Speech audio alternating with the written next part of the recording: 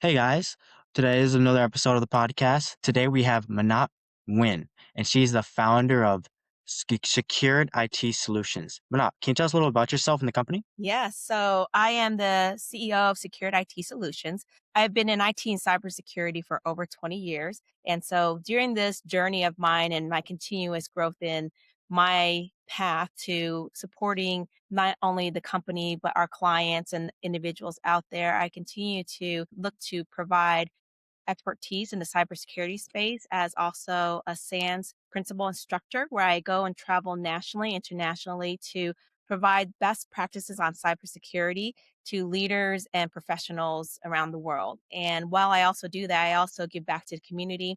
So I look to support like the local university here. That's the University of Nevada, Las Vegas, UNLV, being on their board, helping the next generation on their path in IT and cybersecurity as a board member, and then helping those individuals coming into the workplace so that they have opportunities and real best practices and real world experience with our firm. So that's something I do, as well as I chair a nonprofit called CyberSafe NV, where we raise awareness to individuals out there from different type of roles and perspectives so that they know about the cybersecurity concerns so that it can be safe for today and tomorrow. Awesome.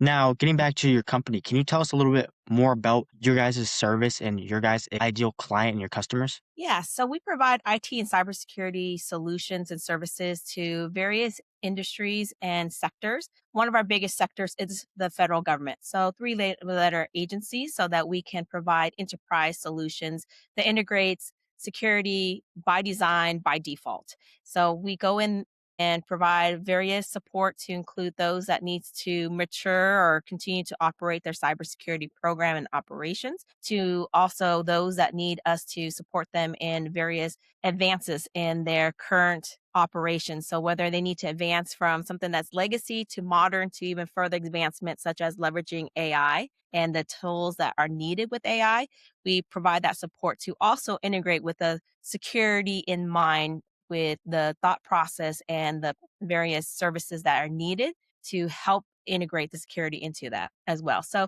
going back to your question of what is an ideal client, our ideal client is somebody who actually really cares about the intentions of leveraging the technology with security in mind. So, we have individual entities and enterprises that will come to us to try to just check the box from a compliance perspective.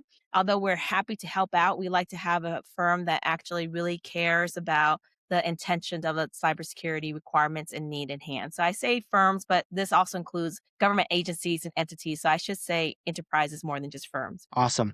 Now, kind of going back to what you talked about AI, how is your company utilizing AI in you guys' day-to-day activities or sales processes? Great question. So for over 2 years now, I asked every employee that are in our team, I asked them how are they using AI so that we can be more efficient in our work. And that includes not using just AI as a what I call glorified Google. I asked every team member to look to see how they can leverage AI beyond a glorified Google, and not just looking at it from a generative perspective where they're generating content, but how are they leveraging it so that we can make sure that we're making our businesses, our business processes better, right? So this includes things like how do we hook in levels of automation so that we can leverage agentic AI, by making sure that we're secured ourselves to ensure that our data is not going to be leaked or be able to train a model that will actually impact us negatively from a risk perspective. So that's what we do from an AI perspective. Our company looks at things from even a sales process, right? So we look at our customer relationship management tool. There will be some agentic perspective where then the AI can touch base with the clients and be able to then read through that interaction to know when the client's needs are so that it can hook us in to further the sales process and the business development process, to include those from the federal government side to the private sector. Awesome. And what are you guys currently doing right now to grow? Just on the sales process side as well as the client acquisition side of things. Yeah, so we are really big about one, networking and knowing our client base to see like what the needs are, and we look to anticipate certain needs by also continuously building our network of professionals. So it being in the field for years, it is a small field considering the big, vast amount of individuals that are there. So there are always the ability to continue to leverage on the network of people that you know, and then seeing their needs and being able to see where their needs are, specifically from what projects they are from, like I said, going from a legacy environment to modernization. And modernization, I would mean to also include and leverage AI right now, right? So there are a lot of organizations that are thinking that they need to continue on integrating to AI, but there are organizations who's already assessed it, know where they need to be with AI, and we help them with that state of assessment to understand where they need to leverage AI more. So that's what we do to one, grow from that perspective, and that's from the private sector as well as the public sector. We also make sure that we market ourselves by also responding to various needs and requests for information that comes out there. Marketing is big to not just only show expertise, but to respond to any request that comes out to see what the needs are, as well as to respond back with our level of expertise and understanding of their needs and fitting in what our expertise brings to the table of what their needs are. So that's the one way to grow our base. And then the other way is through partnerships. We have a lot of partnerships with larger firms, and those firms need expertise as well. So we partner together with those large firms to capture work and be able to do the business development in order for us to be able to execute a solution that we can present and propose to the current client or potential client. So we not only look to grow our base within our existing client base and set, but we also look to grow our base of clients as well. Uh, Yeah, so it goes back to what I was saying about our network of people. Like you grow a network of professionals that you learn to keep in contact with. And that's where you actually, for us, been able to effectively continue to show our expertise. So how do we get into the private sector is really having a good network of professionals that we continue to show expertise. And we stay in touch. We have good relationship and we develop that relationship and we make sure that we are seen as a value partner and not just somebody over there who's just giving or asking for business. what are the biggest trends that you guys are seeing right now, both on the public and private sector? And so I hate to say that AI is just on the top of everyone's mind, right? Uh, Because it's kind of like how the trend is with everything else in IT. So back then we had it where everyone was in typewriters. And if you weren't talking about computers when we moved from typewriters to computers, you better talk about it because everyone's using computers and desktops and being able to evolve to other solutions such as cloud. And there was a time where cloud was such a big topic, but now AI is a big topic. It's not new, it's just been evolving. And so the biggest trend that we're seeing is being able to effectively understand all the various implications of AI and what that also does to a lot of organizations to include their supply chain. So, from a government perspective, as well as a private sector, they're better understanding of the supply chain now. So, to include the vendors and then their use of direct vendors and indirect vendors that they have. So, that is a trend that we're seeing that people are trying to grab their arms around, put their arms around to be able to manage that better and just understand the risk of what they are faced with today. Awesome. And what are some of the biggest challenges that you guys been seeing this year or from the years of growing the business? Yeah. So I think the challenge that we've seen is depending on the individuals at hand. The first thing that we've seen is kind of just a maturity level of understanding of where you're at with the environment. So whether that's a new technology or even security. So I've seen being in cybersecurity for over 20 years that there is this maturity that we're seeing where people were just focused on certain functions of security, right? From identifying and understanding themselves to looking to protect and prevent an incident to doing detection response and recovery in each of those functions I've seen the maturity of each one, but what I've seen is this desire for every enterprise to go from crawling to sprinting. We got to crawl, walk, and run in each of the functions. And as they're going through this, a challenge I've seen is the ability to continue to sustain in each of the levels and each of those functions, which means that part of sustainment needs to be done with a level of governance. And so that is a maturity level that I'm seeing that has been a challenge for a lot. So that's in the cybersecurity space. Let's kind of talk about the AI space. AI is kind of, again, a lot of immature operations that are happening right now. So we're seeing people trying to sprint right away, but the maturity is not there. In fact, although we have seen a lot of people getting to AI a lot more, the popularity of AI had only like really spurred out over 2 years ago, a little bit over 2 years ago because of the release And of ChatGPT, right? But mhm. AI has been around for over 50 years in like 1940s, 1950s. it has evolved and has definitely evolved to have a bigger large language model, but we're still in that immature state where people are learning to be able to grow and mature faster than kind of the regular rate. We have to because of the just pretty much a natural aspect of AI. However, there are just where certain enterprises are still needing to kind of step back and learn how to be better at maturing. So, leveraging things because there are areas of enterprises I think that are more advanced than others, but the majority of enterprises, just across the board, private or more private sector, and maybe even the federal government, there are certain areas that are still lacking in that maturity. So, they're still, like I said, there's still sections where they are barely learning how to pull things together to use agentic AI. And then now there's discussions about artificial general intelligence, AGI. And so because it's always the next thing, people are jumping. So they're rather than maturing a full process of everything else, they are going from like one level where they're kind of dabbling it. Maybe they're a toddler. So if I use the kind of analogy with maturing, they're a toddler. So if you think about when you see toddlers or when we were toddlers, you're barely walking. And so you're unstable and you're kind of knocking things over, right? So that's where a lot of enterprises are with various aspects of AI, right? We went from like machine learning to generative to like being able to go to agentic and agentic to really AGI. And with all those little areas of the evolution of I think that there still needs to be maturity on each of those ones, but people are like going from being a toddler to the next thing instead of maturing one area and making sure that we learn, grow, mature so that we can crawl, walk, run, and then sprint effectively. Awesome. Now, kind of looking on the flip side of things, what are some of the successes that you've been seeing, as well as what are some of those top priorities or goals that you guys have set for this new year? So success I'm seeing in the industry, I definitely see there's a huge growth and people are keeping up with the growth that's out there. And one success is that I definitely see that there had been pressure across pretty much professionals out there trying to make sure that, things are kept within ethical manner as well as making sure that we are maturing accordingly with things like governance, right? So ethics and governance are kind of hand in hand. In order for us to maintain Mhm. ethical practices, we have to also have a way to govern ourselves and be able to govern well.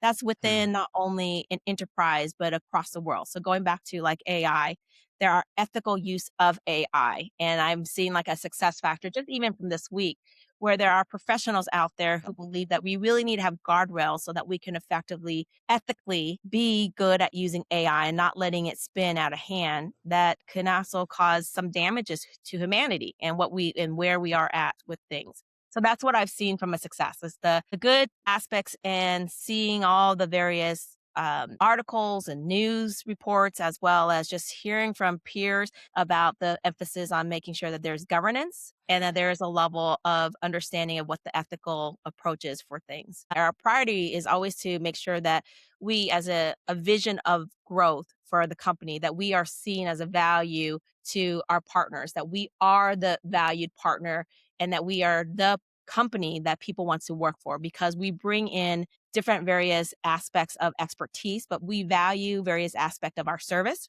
of our teamwork, of our accountability and making sure we own our work. And then our communication and our continuous communication so that we are looking to make sure that all aspects of our services maintain its integrity and that we excel in our delivery of that integrity and the services along the way. So that is where we look to have our priorities aligned to make sure that we are continuously hitting our values as well as continuing our mission to be the cybersecurity and IT firm that services organizations across the board in the way that is seen as a valued. Awesome. Now, I want to talk to you about with all the recent cuts, right, with the government funding and the shutdown of tons of government organizations. How have you seen that affect you on that private sector side? And what are you doing to keep your steady growth month after month? So I will tell you the government cuts did hurt us and there's no doubt about that. But how we actually recoup from that is to make sure that we balance our portfolio of services to the private sector as well. So I would say that, how do we continue our growth is that we do have to understand that there are going to be setbacks. That's just the natural aspect of business. So when we look at the setbacks, we look to see as a time for us to be able to really look at lessons learned from that setback to see if there's things that we could have changed, there's things that we could have adjusted for so that we didn't have such a setback. There are things that are within our control and there are things that are not within our control. And with things that are with our control, what can we've done better? So we kind of look at a balanced portfolio. If we do 50-50%, let's say like our federal government versus those that are in the private sector. If we just say, hey, 50% of our portfolio is federal government and we took a hit with the federal government contracts and we see that, that kind of took us down, is that still a bad approach? So we still have to kind of assess that. And there's no magic number, right? So we just kind of had to make sure that we continue to grow. And although there are cutbacks in the federal government, there's other areas that we can look at that is connected to the federal government. And how can we be that value to those entities that are around the federal government? So maybe they're contractors to an entity that supplies the government that has not been cut, right? And that can be part of our in our supply, I should say supply chain, but in our chain of customers, how we can provide services to them. And they then switch over to the private sector side. They're not directly the federal government, but they're kind of in the middle. Now, does this make your company want to swing more towards these enterprise businesses rather than, putting, what I mean, a lot of eggs, right, in that private sector basket there? You guys want to kind of stay away from that? No, I think our game plan is still to balance our portfolio of clients to make sure that we have a good blend. Now, what is that blend? Is it really directly 50-50, or we need to have a good blend of it? I think that really takes us to kind of be able to sit back and look at the private sector as well as the federal government public sector. So again, we're really trying to make sure that we find the right company and enterprise that wants and needs our services. And sometimes that requires us to kind of step back and go, what industry within the private sector is really needing us? And is it beyond compliance and really looking at true intent? Because, there has been breaches and there has been a supply chain risk with regards to what's happening out there and all the breaches and areas that is needed. So that's what we look to is try to really balance out that portfolio well. Now, a lot of MSPs struggle with getting their message across as well as bringing in new clients, right? They don't have really much of a problem keeping the clients because, they do such good work, but they have a problem with getting their message across to these businesses. Where have you seen challenges on your own in kind of that department, as well as what advice would you give to a smaller MSP that is trying to maybe get where you are at right now, growing and landing more clients? So, where do I see a challenge of getting communication of those who need, let's say, managed service? I would Mhm. say that those that who needs managed service are more of a smaller operations. And if you're doing it for a larger operations, we just call it full outsourcing. I think the message comes off where individuals believe it's more cost effective for them to run internally because they are running, and it's like they're keeping their lights on and there is no problem with what they see until they hit a problem, right? Until they become a victim of a cyber attack, or they have become a victim of natural disaster that just takes them down, or just kind of man-made incidents that are even accidental that would actually have their systems not working and they didn't have appropriate backups or they don't have the appropriate setup. And so the message there is hard to that comes across as for the smaller operations, it's hard for it's hard to show the value of continuous service where they may have something that they have purchased and they don't see the additional costs. Where, from a managed service, if they're kind of looking at it initially and they didn't think about it beforehand, it's hard for them to switch over from their current state to a more like managed environment because they don't think they need the environment managed. These are like your one man band IT shops, or, they might have a handful of people with the IT shop and it works Mhm. fine to them, and they don't need to worry about anything else. What's one thing that you wish that the clients realized about cybersecurity? I wish that, the firms that we look to work with looks to see that cybersecurity is needed to be integrated from the start. that's where you get the most efficiency and it's beyond compliance. I'm looking for those clients that we would like to work with to find that value because they see that there is bigger risk than what is just being said from a compliance perspective. What we generally see is a lot of operations and enterprises initially see cybersecurity as just a compliance check. Like, are Mhm, you doing your necessity, like patching or something because we're told that we need to do it rather than mhm. intent? So, those are the questions that I would hope that becomes answer to those individuals and seeing the value of cybersecurity and seeing that it's all about, yes, at the end of the day, it's about risk, but looking at it from more of a lens that it's more about being resilient than thinking and having apathy, right? Thinking about, hey, it's not going to happen to me versus, hey, if it happens to me or when it happens to me, I'm resilient and I have the support necessary and the services necessary to make sure I have that resilience. Awesome. Now, with the benefit of hindsight, what's one decision or even a belief that you wish that you had back when you first started your company? If you can start again today. I wish from a growth perspective of what I had to Yeah. just even grow the sales team and the business development team. I from hindsight, I recognize that although somebody who is an implementer and an Uh-huh, executor uh-huh, can be better at writing a proposal or offering something to a client to make sure that it's something that can be executed, it uh-huh, doesn't really paint that dream that we can set to become a strategy for these clients or potential clients. Because when you uh-huh. become too much of an operational execution type of person, you kind of stay within your lane and not think bigger, and you can't be able to offer something that could be bigger so that we are unable to show like that level of innovation. Although we do talk about it when we are proposing to a client, we become like a little bit too risk adverse. And so what we end up doing is just offer what we think is can be executed rather than painting that bigger ability and challenge that can be achieved and what is ultimately desirable and punchy and marketable to the clients and potential clients. Awesome. Now, if you can wave any problem away, right? What's one problem that you wish that you just never had? If it's, maybe dealing with a client or if it's with marketing or if it's with sales, which is one problem that you wish if you had a magic wand, you can just wish away? Yeah, so I wish we can get rid of unreasonable expectations, right? Uh-huh, Unreasonable and unexpected I said unreasonable and uncommunicated expectations. So I think uh-huh, that we can wave that away, and I think from not just even clients, but team members, that it could be better, like, realized and there's actually, like, a level set of reality so that both parties can actually ensure that in the relationship and we look at relationship from clients, like, we have a relationship with the client. The client sees us as ideally an integrated part of their team and servicing their needs in a valued way that this relationship is kind of mutual and that we have fully communicated and it's realistic expectations, right? So I think that's something that if I could wave a magic wand, that those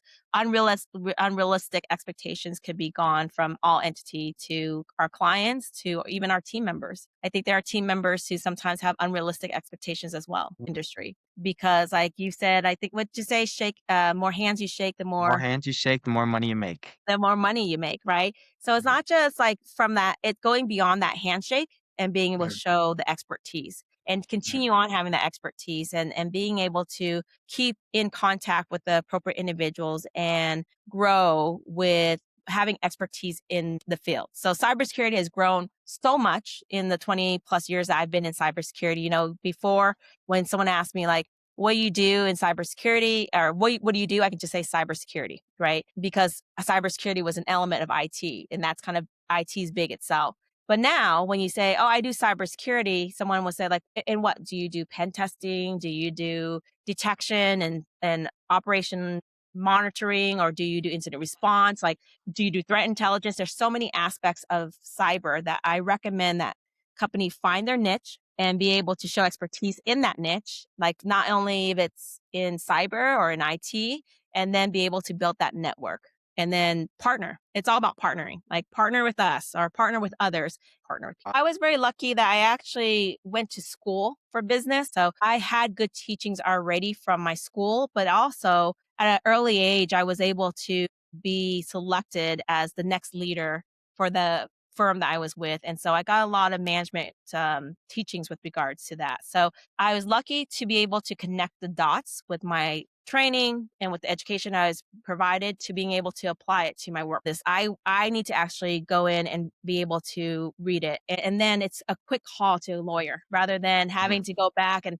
we kind of compare notes and do all that stuff. HR. I think HR is a big deal that we have to look at continuously marketing as an area. And so that's where it comes back to what I was saying about in hindsight. If I had known that technical people can't grow into like developing proposal or developing a marketing material, that is not where we want to be. And that's what I used to do. I used to just hire individuals who can like write to a proposal that we can execute because I didn't want the risk of, hey, we can't execute, but that didn't really sell the business. That didn't really sell things. And so we continuously need to, and we do sharpen our skills and ability and capability in marketing because it's all about being able, coming back to what you say, communicate to the various potential client and existing clients because we want to grow within that existing client base as well. Yeah. I feel like the best marketing you can do is honestly to have conversations. Because with a conversation, you can add a lot of value talking to people. People like you know what I mean, dealing and doing services with people they like, right? So in my opinion, that's the best type of marketing. Now, going back to you kind of going through college, while growing the business, a lot of people have mentors. Did you ever have a mentor that helped you grow the business? And if so, how did that mentorship kind of shape you into the business owner you are today? So, did I have mentors to grow the business? So, where my path of growth, I didn't just go and open this business. I Uh-huh. actually, like I said, I had to learn about business development. I was selected as for my company. The company at that time is a large, I should say, government contractor. And so when I Okay. came in and they selected us as the next leader for that company, this was with Bechtel, which is a large engineering privately held company. Looking at pursuing large government contracts would be one, for example. And from large government contracts, we had to learn how to look out and strategize 5 to 10 years out on how to capture that work. And these are multi-billion-dollar contracts that you have to go through and spend a lot of money, effort, and time to go after it. And that's why partnerships are very important. And so I learned in my path. And during my learning in my path, when I was there, I had a mentor. And the mentor was in my career, not as my business developing. I was learning already how to do the business aspect because they were grooming me, giving me the training. But I had a mentor on teaching me how to lead a team and how to work at certain operations. How do I deal with conflicts that are coming with peers? And then dealing with like certain things from my role as a manager and then growing into an executive role. And then when I pretty much left that company and went to others, I started having again like mentors that were just there to kind of help me to be a good executive. And Right. then from that level, I went from mentoring to then having peers because when you get to a certain level, you are going to talk to individuals, and I think as peers, you help and mentor each other. So that's Right. what I had to do from opening my business. I actually learned a lot going to school, getting training, but then in my career, I actually learned how to run a business. Before I ran my business and started my business, I joined another business as an executive vice president to run and grow that operations. And so during that time, I had others that I was able to kind of leverage their expertise. And like I Right. said, we became peer mentors. Like, so there's expertise that I could bring to the table.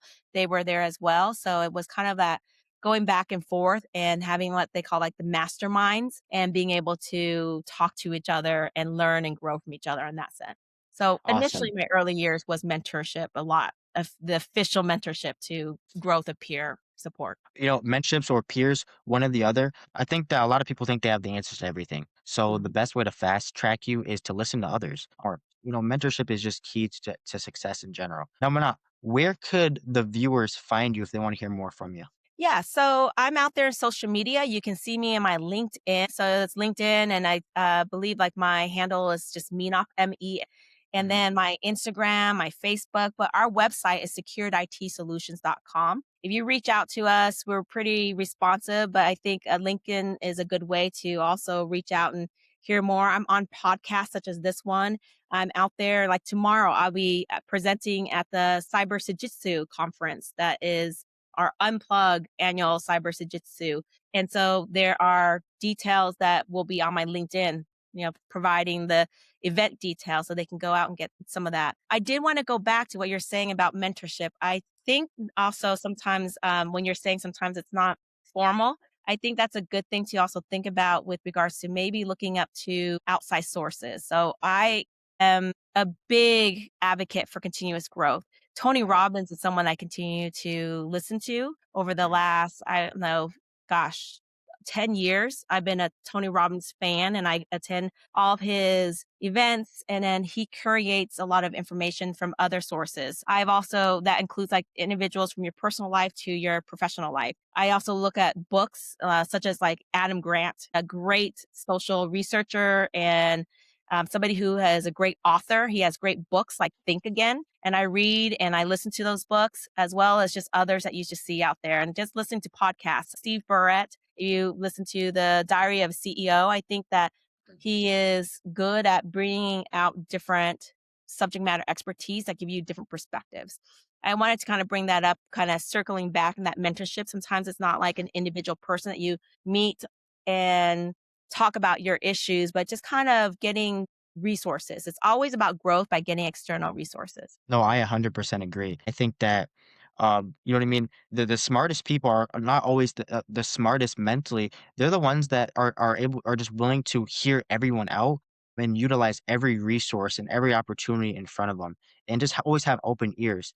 You know, the dumbest people you see are actually the ones that are ignorant and think they know it all and don't want to hear anybody's perspective out at all. So I love that you brought that back up. Menop, it's been wonderful having you on. You had a lot of great things to say. Thank you for hopping on with us. Yeah, thank you. I had a good time and I appreciate you taking my thoughts and perspective and listening to it. Of course. See you guys in the next episode.